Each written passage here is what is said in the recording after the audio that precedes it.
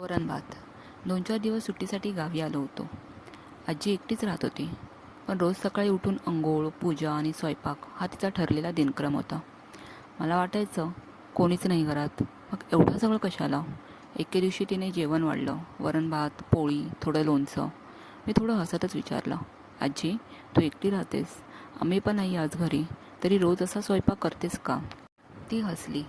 खूप शांतपणे म्हणाली, अरे कोणासाठी करते हे महत्त्वाचं नाही रे, पण जे करतोय त्यात प्रेम, शिस्त आणि आदर असेल तर ते कोणासाठीही असू शकतं, अगदी स्वतःसाठीही. स्वयंपाक म्हणजे फक्त शरीराची भूक भागवणं नाही, मनाला पण वेळेवर पोषण हवं असतं.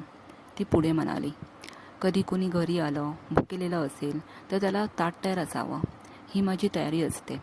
आणि रोज स्वतःसाठी केलेलं प्रेम हेच उद्याला दुसऱ्यांना देण्याची शक्ती देतं. त्या दिवशी मला एक गोष्ट उमगली. आपण सतत दुसऱ्यांसाठी धावत असतो, पण स्वतःसाठी थांबायला शिकणं हे खरं शहाणपण आहे. आता मी रोज एक वेळ ठरवतो, फक्त स्वतःसाठी. अगदी साधं जेवण, पण शांतपणे, प्रेमानं. आणि आजीचं वाक्य लक्षात राहतं, एक दिवस तू स्वतःची भूक समजून घेतलीस की जगाची भूक समजायला लागते. जेवण फक्त अन्न नाही, ते आत्म्याचंही पोषण असतं.